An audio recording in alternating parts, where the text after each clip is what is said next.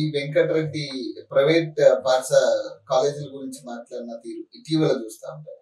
ఇక మొత్తం కూడా అది కూడా కంప్లీట్ కాంగ్రెస్ పార్టీకి వ్యతిరేకంగా స్టాండ్ తీసుకున్నట్టుగా కనపడుతుంది కదా. నేను గనక విద్యాశాఖ మంత్రిని అయితే ఈ ప్రైవేట్ కాలేజీల ఫీజుల్ని ఖచ్చితంగా నియంత్రిస్తా, కాలేజీలు లేకుండా చేస్తా అని మాట్లాడుతున్నారు. అవును, అవన్నీ కూడా రేవంత్ రెడ్డి చేయాల్సిన పని చేస్తలేడని చెప్పి ఆయన చూపించాడు. అది స్వాగతించదగింది.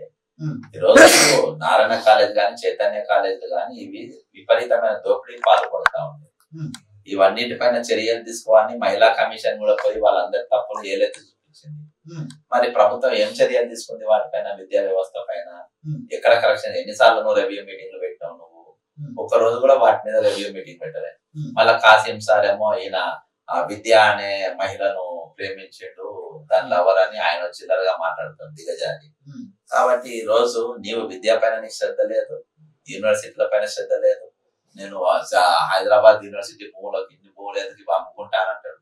నువ్వు 5 ఏళ్ళు వస్తే ఇవి ఉస్మానియా యూనివర్సిటీ భూముల్లో ఎన్ని జాగ్రత్తకు తక్కిన రియల్ ఎస్టేట్ చేస్తా అమ్ముకుంటాను బాపత్ గాడు. కాబట్టి వెంకరెడ్డి మాట 100% ఆమోదయోగమైంది.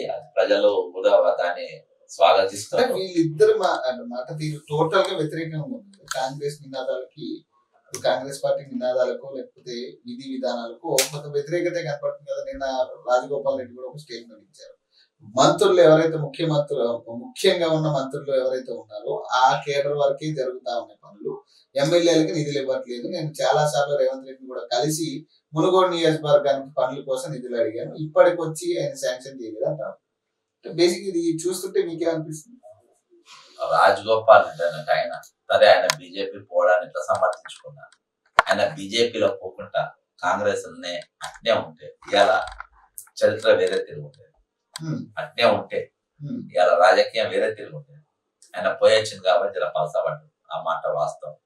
కానీ రాజగోపాల్ రెడ్డి గారు చెప్పింది 100% కరెక్ట్.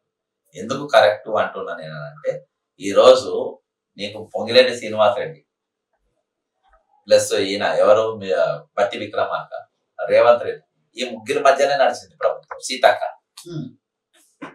జూపల్లి కృష్ణారావు, వీళ్ళ మధ్యలోనే నడిచింది. అంటే బతికొచ్చిన వాళ్ళు, వచ్చిన మంత్రులైన వీళ్ళ మధ్యనే, తుమ్మల నాగేశ్వరరావు వీళ్ళకైనా కానీ ఒరిజినల్ కాంగ్రెస్ మంత్రులకు పనులు కాలే.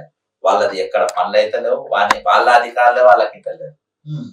వాళ్ళ అధికారులు వాళ్ళకి ఇనని పరిస్థితుల్లో ఈ రోజు ఉన్నారు.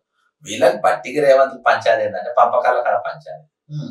కాబట్టి ఈ రోజు రాజగోపాల్ రెడ్డి ఏది మాట్లాడినా, కోమారెడ్డి ఏది మాట్లాడినా, ఈ రోజు వాళ్ళందరూ కాంగ్రెస్ పార్టీ లైన్లకు వచ్చే మాట్లాడుతున్నారు.